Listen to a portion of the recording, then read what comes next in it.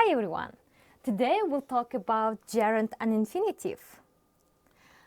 In English, we call the words that end with ing gerunds. The gerund form of the word read is reading. For example, this is Sam. He enjoys reading. But it's important to note that in this sentence, the gerund reading is used as an object, as the name of an activity that Sam enjoys. So therefore, we're not talking about what he's doing, but we are rather talking about an activity he enjoys, because obviously he may not be reading a book right now. It's crucial to remember that in its meaning and function, the gerund moves like a balance between verb and noun all the time. However, unlike nouns, the gerund doesn't have either article or plural form. Now, let's look at the uses of the gerund. Firstly, we use the gerund as a subject. For example, swimming is a good exercise. Reading helps you learn English. As you can see in these examples, both gerunds, swimming and reading, function as a subject in a sentence. Secondly, gerund is used as an object after some specific verbs. For example, I enjoy reading. Have you finished working? She dislikes playing badminton. Gerunds are also used after verbs plus prepositions or adverbs combinations such as before, against, give up, keep on, look forward to, put off. For example, I'm looking forward to hearing from you in the near future. After leaving school, she started to work. They were thinking about going on holiday to London at Christmas. Next, we use gerunds after prepositions including after, on, with, without, before, by, as well as conjunctions such as when and while. For instance, he went on speaking without paying attention to the noise. While repairing his car, he tried to listen to me. Before leaving the house, he checked all windows. If you want to use gerunds in its negative form, you just need to add the negative word not right before the gerunds. For instance, the best thing for your health is not smoking. He enjoys not working. So as we have seen before, the gerund is frequently used after certain verbs such as avoid, feel, like, mind, risk, delay, give up, miss, spend time, spend money, dislike, practice, suggest, enjoy, keep, put off, understand. As an example, let's look at several sentences. I dislike working after 5 p.m. She stopped working at 6 o'clock. Farah keeps talking about her problems. She suggested going for a movie. We enjoy hiking. So the expressions such as can't stand and can't bear are followed by gerunds. For instance, I can't stand her smoking in the office. He can't bear having so much responsibility. He can't help talking so loudly. Now, let's look at the infinitives in English. So, the definition of the infinitive as follows. Infinitive is a non-finite and the first form of the verb which is used with or without to. For instance, I need to run every day. I must run every day. So,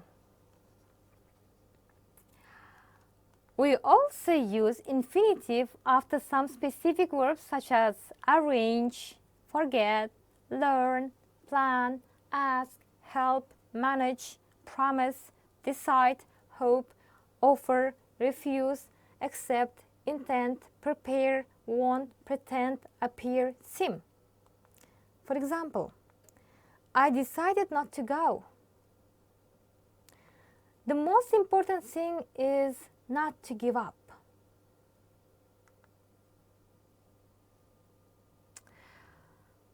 The negative form of the infinitives can be made by adding not.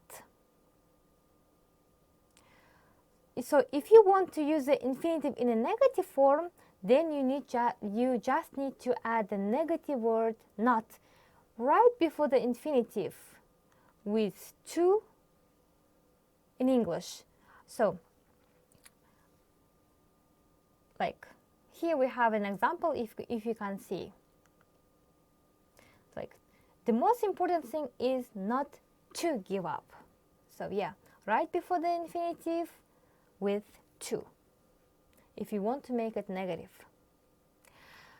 In English, we use the infinitive to express purpose. And the infinitive is placed after certain verbs, including agree, appear, decide, expect, hope, promise, refuse, want, and so on. We also use the infinitive after the expressions such as would love, would like. Some adjectives including happy, glad, sad, eager, reluctant, clever, kind are followed by the infinitive. And finally, the infinitive is also used after such adverbs as to and enough. Now, let's look at some examples. The example of the verb followed by the infinitive as follows. I hope to reach the party on time. I want to try a new ice cream flavor. Adjective plus infinitive look like in the context as follows. She delighted to see him. I'm happy to hear you well. Noun plus infinitive. I've got some homework to do.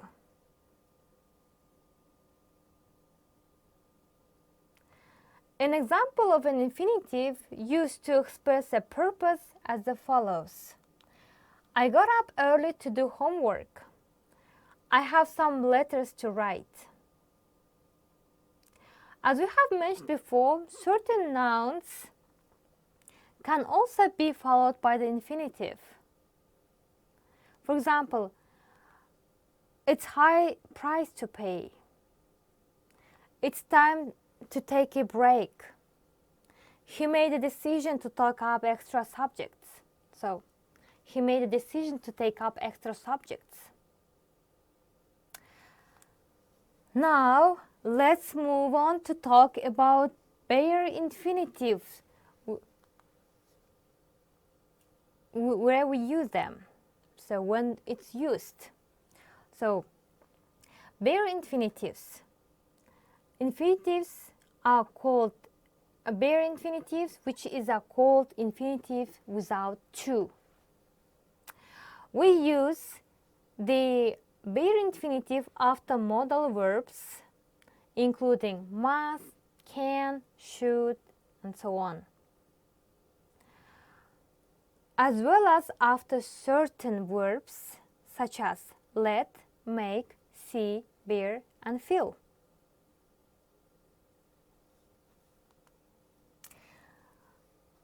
So, There are some exceptions in English when we can use both infinitive and gerund.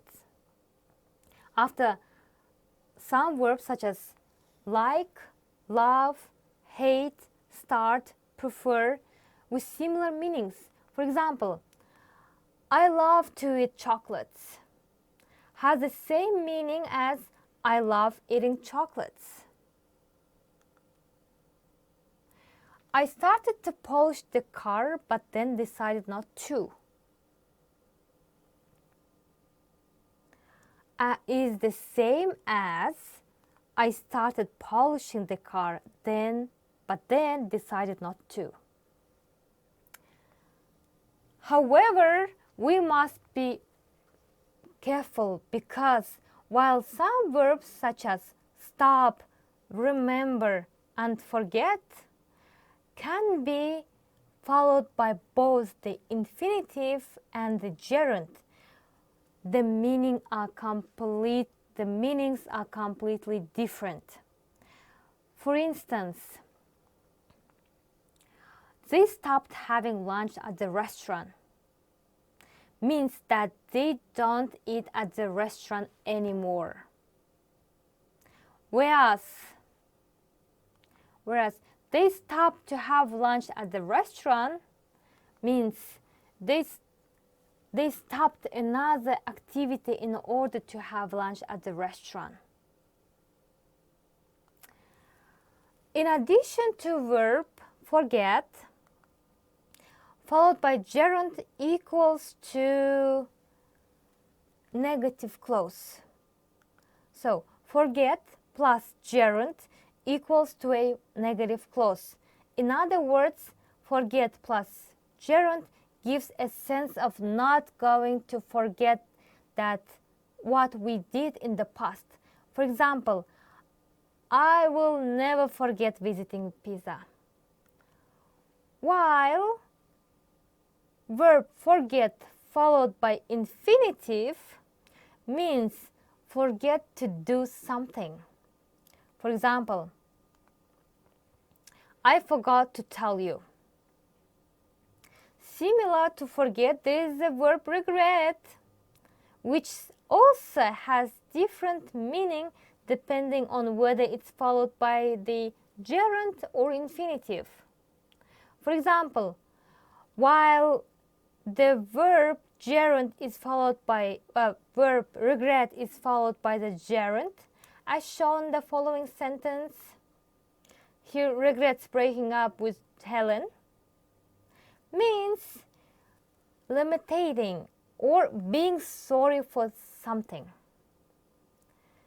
The verb regret followed by the infinitive, as in this sentence, I regret to tell you that we can't accept your proposal,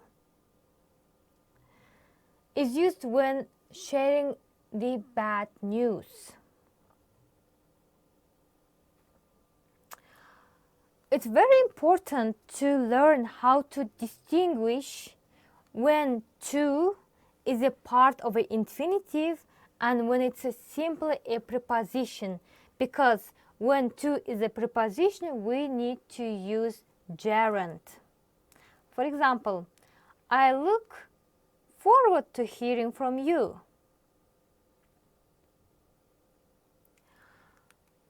Is correct sentence.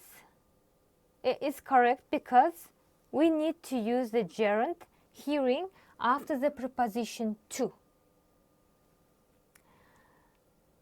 In the verb plus preposition combination word, look forward to. So yeah. So therefore, I look forward to hear from you is incorrect. Alright guys, now it's time to practice what we have learned. First, in this exercise, you need to put the verbs in brackets into the gerund or infinitive. So again, I want you to pause the video and do this exercise. So we have 15 more sentences. Okay, pause the video, do this exercise. Here we have another one. These ones. Pause the video, do the exercise, don't rush.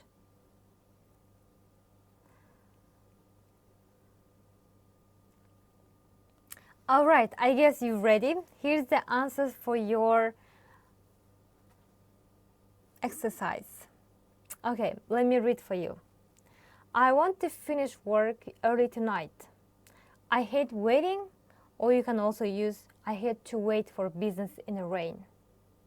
I'm going to the cafe to meet Anna. Sam is really good at climbing. Thank you for being so helpful. I enjoy listening to the radio while cooking. Let's go now. I'm worried about missing the train. He refused to help me. There's a lot of work to do in the new building. What's this for? It's for cooking vegetables. I really love playing, or to play with the children. Swimming is a good form of exercise. I can't stand the washing up. We managed to pass the exam by testing each other's every evening. We were getting tired, so we stopped to have lunch. So, as you can see from the given table, on the left there is a list of prepositions, and on the right there is a list of verb plus prepositions, combined expressions that can be followed by gerunds but not by infinitives. Gotcha? And in this following table, you can see the list of some specific verbs that must be followed by either gerunds or infinitives or both. So, whenever you feel unsure whether to use the gerund or infinitive after a certain verb, you can just refer to our list provided in this table. Okay, yes, just